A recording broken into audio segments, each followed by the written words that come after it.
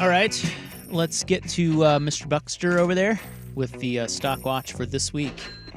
Yeah, we're going to start at the NFL Combine, and I know we were talking a little bit earlier about Bo Nix and his draft status. Here is what Mel Kiper had to say about that. He's 24 years of age. Will Levis last year I thought was going to go in the top 5. He dropped to the second round. He didn't have the great year because he was beat up and they didn't have the line, but he was 24. And you think about where we are with Bo and that offense and coming out of 2 years at Oregon, he doesn't show great arm strength. He played in a great system with great players around him, both at wide receiver, O-line, and running back. And he's going to go, he's a borderline first-round pick, Heather. He's a borderline first. Somebody may trade back into the first to get him. At worst, it goes around where Will Levis did, who actually Tennessee traded up in the second round to take Will Levis. Okay, so he'll go, I think, late 1, early 2.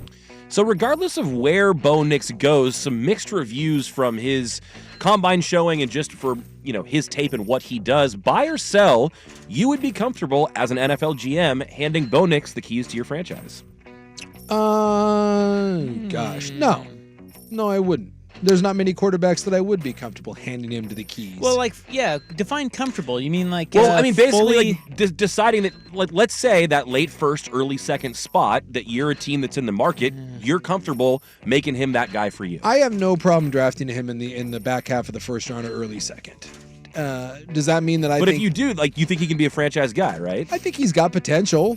Again, I think there's a ceiling. He's 24 going on 25 years old. I don't believe he's going to come in and light the world on fire, okay? I don't think that he's going to blossom into this unbelievable franchise guy. I do think there are some limitations, and you saw him at Oregon. But I think he's a very smart guy. I think he's a very cerebral guy. He's a very mature guy. He's a hard worker. I think he's more athletic than people give him credit for. He can use his legs. But no, he's not going to make every throw you need to make.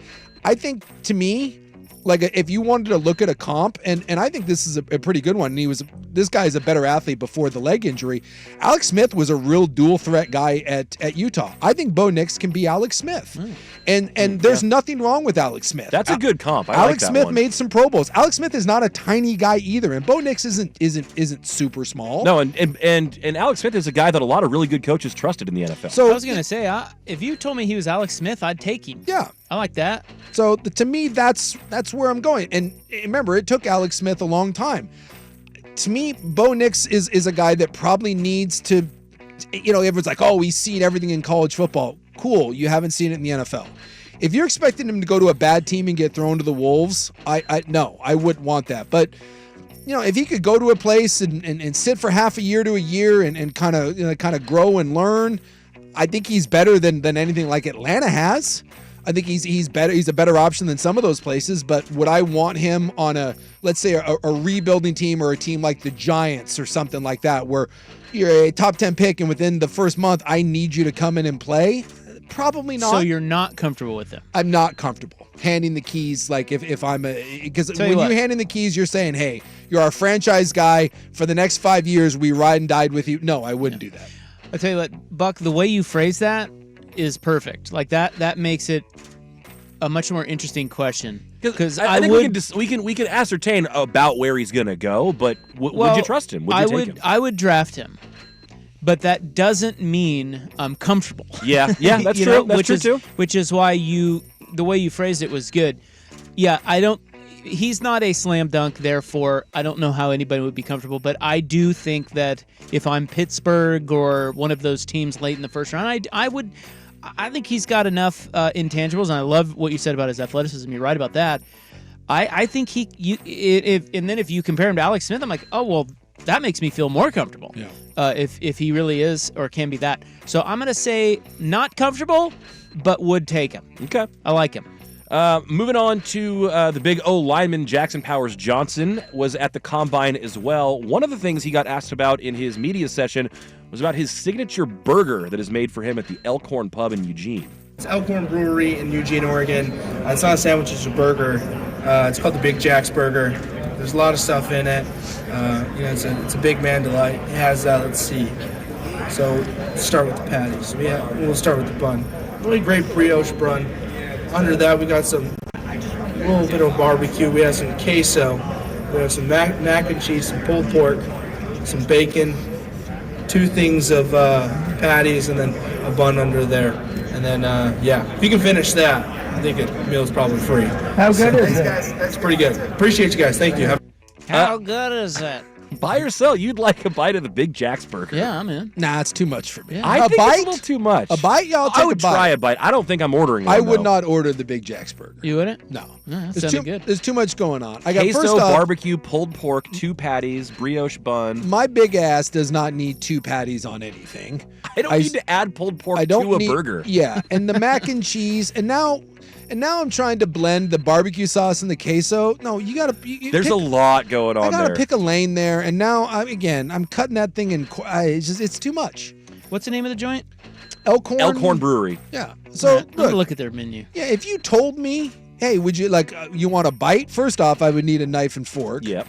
That thing's all in my beard anyways. That thing's gonna get messy. Yeah, that's fine, a bite. But never would I would have to be so drunk to look at that and be like, this is what I'm This choosing is what to I order. want right now. That's a 23-year-old man's game. That's like a 3 a.m. I'm going to throw what I have in my fridge together and throw it in the oven for Wow. a couple minutes. Okay, here's what they say on their menu. Okay. Double Angus burger, cooked medium, topped with 2 slices of American cheese, 2 strips of bacon, a scoop of mac and cheese, smoked pulled pork, a drizzle of barbecue sauce, and topped with our homemade queso. It's That's too a much. lot. It's just too much. Now, you could also get the Pioneer burger, Okay. double Angus burger, topped with melted American cheese, lettuce, red onion, house burger sauce, toasted brioche. Boring.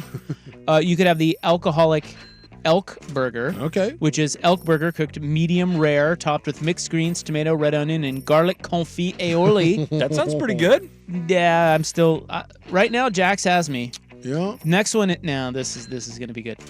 We have the Maker's Mark bacon and blue burger. Now you've already won. Yeah, this one. Okay, so double Angus burger cooked medium, topped with griddled cheddar cheese, bacon, caramelized onions, blue cheese crumbles, mayo, and our Maker's Mark pineapple glaze. Winner. Yeah, I'm getting Winner. that one. And look, Sounds pretty good. And you also have a pulled pork sandwich. Can I just say that they just give me a single patty? Again, I don't need the double patty. Or if I'm having a double, then I don't also need bacon and pulled pork on there. Well, and again, are we dealing with And mac and cheese. Are we dealing with, and we wonder why everyone has diabetes and we're the fattest country on earth? And it's one thing like the double patty at maybe a Five Guys because it's a small thing, but if you've got 2 big fat ass patties, it's just no. I'm in. I like it, but I would order the black and blue burger or the Whatever did I the say? Maker's. That's the Maker's Mark one. That's I'd order that before. Yeah. Okay, one more. And then finally, LeBron James obviously achieving the 40,000 point milestone over the weekend. But this little audio clip surfaced of Kevin Garnett talking about LeBron playing against his son Bronny and whether Bronny can score points against LeBron or vice versa. Bronny get a bucket on Bron right now? Yeah, he can get a bucket on Bron right now. Nope. Yeah, he can get a bucket. No way. Nope. Nah, he can get a bucket on Bron his dad right averaging now. 25. No, I didn't say he ain't. I don't care what he's doing, but he ain't sliding, playing that. It's a level. 25? Nah. Lord, 25? Lord, he dunking? He's still dunking the ball with. I'm saying that Bronny can get a bucket on Bron. I'm saying he can't. One rollout, get a bucket. 3 dribbles? No way. I'm Yeah, talking he about. can get a bucket on him. No. Man, come on. That little dude explosive, bro. He is, He but got you Bron. seen his dad? His dad on that Yeah, balcony. but he on that new he juice. ain't That sliding like he used to. So I am less interested in the whether Bronny could score on Bron and vice versa, but we buy or selling that Bron's been on that balco. Yeah. Yeah. LeBron James is probably on every. Let's go with, and again, I'm just hypothetical. My guess is he's probably on some HGH. My guess he's on some EPO.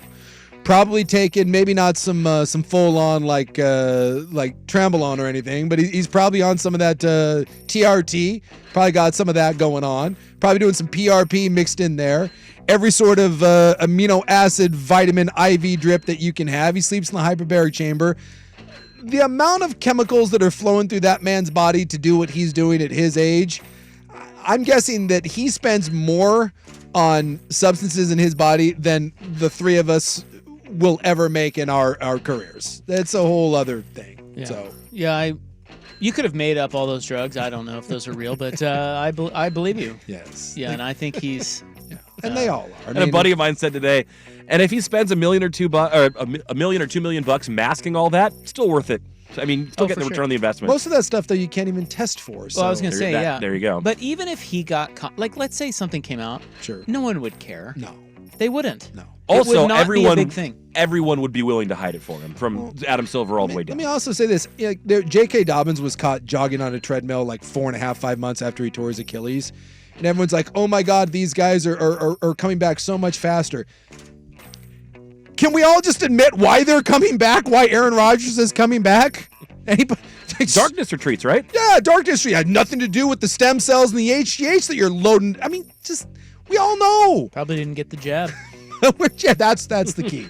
But we're all like, I can't believe how fast these guys are coming back from these things.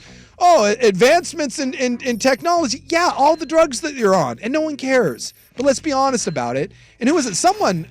Wasn't there an MMA fighter that called out LeBron a couple years ago? It was like, oh yeah, my doctor's the same as his. I know what that guy's on. Yeah, somebody did do that. And I no don't one remember who it was. cared. Yeah, no one cared. Yeah, but they didn't. just- No one cares. That's what's happening. And by the way, his kid sucks and couldn't score on him. Now, why do you think? Yeah, boy, I watched a little of USC. He's terrible. He is. Yeah. I love that. You know how many articles are out there where it's like, he's weighing his decision whether he wants to. He's averaging like 4 points a game and doesn't even start for the worst team in the I conference. mean, you can certainly see his athleticism, but boy, He sucks. he's struggling. Yeah. At least what I watched. I saw them. They were playing Washington State. Tuned in. They're not good. No, they're not good. USC. No, we need to stop. Neither is UCLA, by the way. Well, we don't do this with any other athlete's kid. In fact, we used to do the opposite when it's like Gretzky's kid or Jordan's kid. We're LeBron. like, we beat him down. But with LeBron's kid, we're like, yeah, this kid's great. No, he's not. I feel bad for him, kinda. But do you think really, if something came out about LeBron chemically, no one would care. Why wouldn't we care? Like, because we did care so much for baseball. It but would be politicized, I'll tell you that much. We wouldn't. The whole shut up and dribble thing. Like, Oh, yeah. he gets skewered by Sean some Hannity people. would get a boner that you could, like, a cat couldn't scratch it if that happened. Laura Ingraham somewhere would just be like, ha ha ha! Jordan's gonna plant some tainted supplements in his water bottle.